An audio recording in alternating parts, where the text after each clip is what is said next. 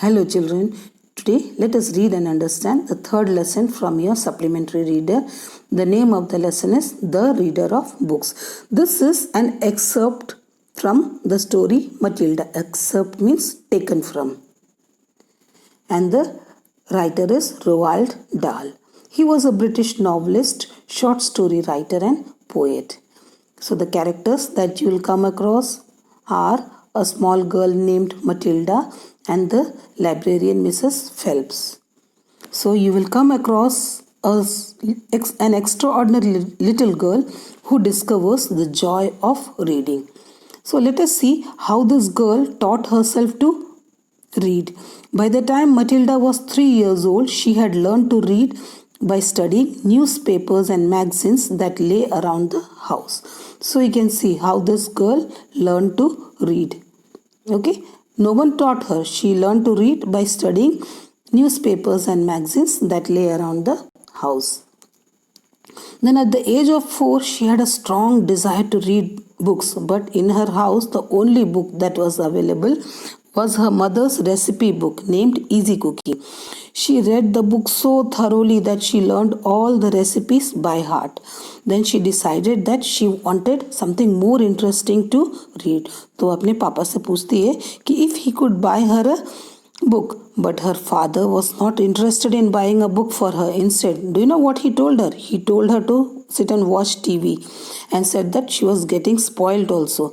That afternoon, Matilda walked alone to the public library in the village. When she reached the library, she introduced herself to the librarian, Mrs. Phelps. She asked the librarian if she could sit there for a while and read a book.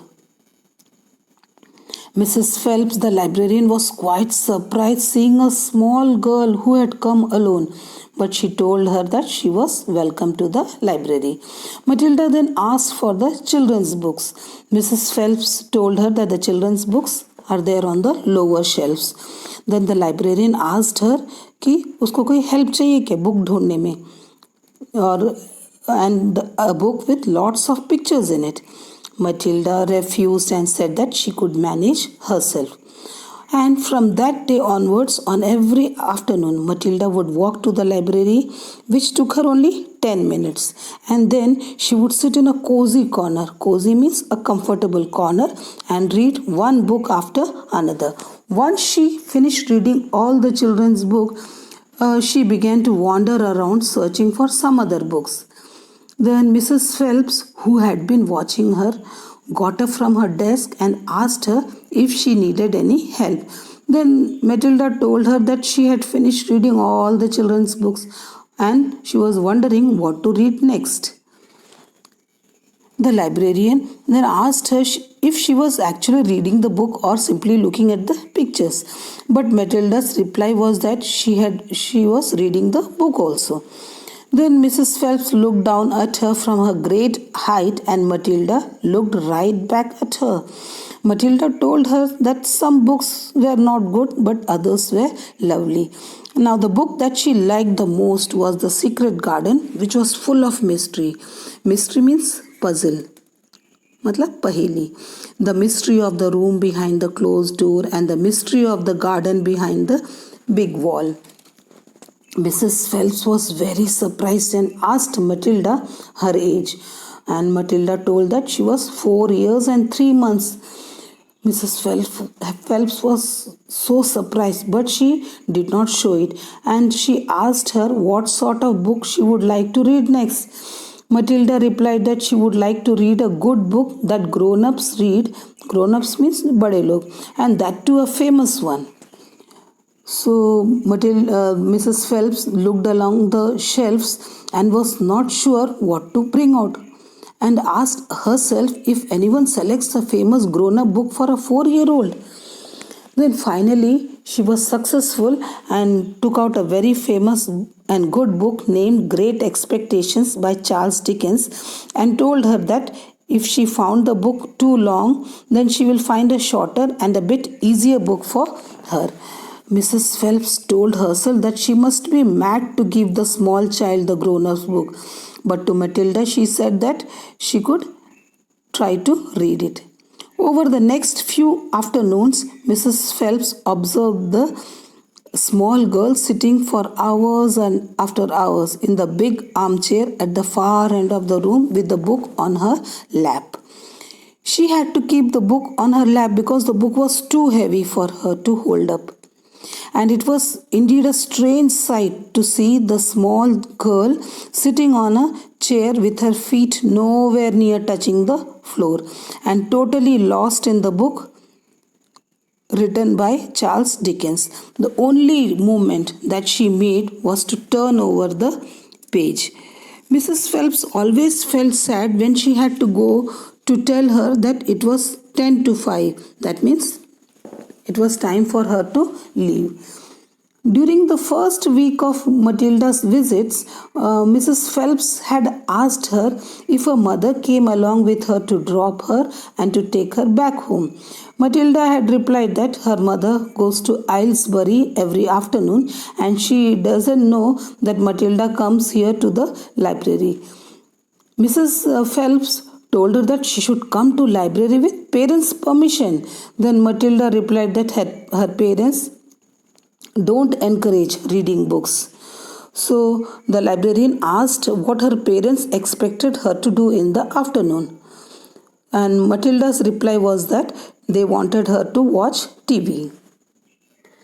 But Mrs. Phelps was now concerned about the child as she walked alone through the busy village high street and crossed the road.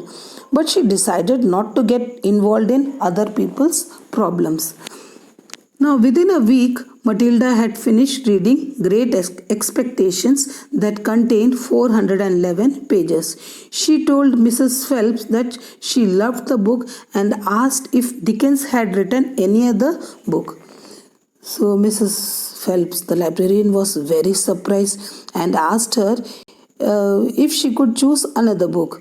Over the next 6 months, under Mrs. Phelps' guidance, Matilda read 14 books by great writers like George Orwell, Rudyard Kipling, Thomas Hardy, Jane Austen, etc. So the librarian was filled with wonder and excitement, but she did not show it. Anyone in her place would have spread the news about this extraordinary small child, but she was someone who minded her own business and did not interfere with other people's children. Matilda then told Mrs. Phelps that there are many things that she could not understand in the books written by Mr. Hemingway, but she still loved the book, and the way he told the story made her feel as if she was there right on the spot watching it all happen. And the librarian replied that a fine writer will always make you feel that way. Then Mrs. Phelps told her that public libraries allow a person to borrow books and take it home. Matilda told that she was not aware of this and asked if she could borrow some books. And Mrs. Phelps told her to bring the books that she had selected so that she could make a note of it, and then Matilda could keep the book for 2 weeks and she could take more than one if she wished. From then on, Matilda would visit the library only once a week to take out new books and return the old ones. Her own bedroom now became her reading room, where she would sit and read most afternoons with a mug of hot chocolate beside her. The books carried her into new worlds and introduced her to amazing people. She went on sailing ships with Joseph Conrad. She went to Africa with Ernest Hemingway and to India with Rudyard Kipling. So the books took her all over the world while sitting in her little room in an English village. So this is the summary of the lesson.